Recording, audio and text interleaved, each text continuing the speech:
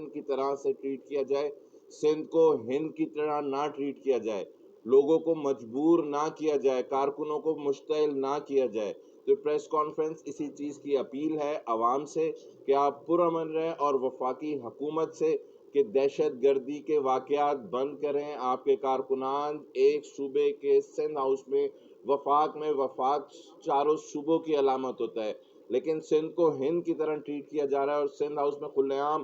دہشت گردی کے حملے کیے جا رہے ہیں، اور یہ حملے میں اعلان پریس کانفرنس پہ کہہ رہا ہوں کہ یہ وفاقی حکومت کی طرف سے کروائے جا رہے ہیں، اور ان کو فوری طور پہ روکا جائے۔ اور دوسرا جو پیغام ہماری پاکستان پیپلز پارٹی نے دیا ہے وہ بھی جمہوری پیغام ہے۔ وہ گورنر راج کی جو باتیں چل رہی ہیں، بدماش راج کی جو باتیں چل رہی ہیں، جنگل راج کی جو باتیں چل رہی ہیں، گنڈا راج کی جو باتیں کر رہی ہیں، اس کی پاکستان پیپلز پارٹی نہیں، پورا پاکستان ایک ایک بچہ اور آج سکھر کی ہماری پاکستان پیپلز پارٹی کی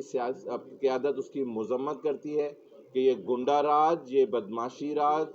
یہ چوروں کا راج، یہ گورنر راج نہ یہ قابل قبول ہے، نہ یہ جمہوری عمل ہے، اس کی مذمت کرتے ہیں۔ اور اگر کسی کو غیر جمہوری اقتدام کا شوق پورا کرنا ہے تو وہ اپنا شوق پورا کر سکتے ہیں۔ ہم اپنا آئینی حق لینا جانتے ہیں، پاکستان پیپلز پارٹی قربانی بھی دینا جانتی ہے اور اپنا حق بھی لینا جانتی ہے۔ Thank you.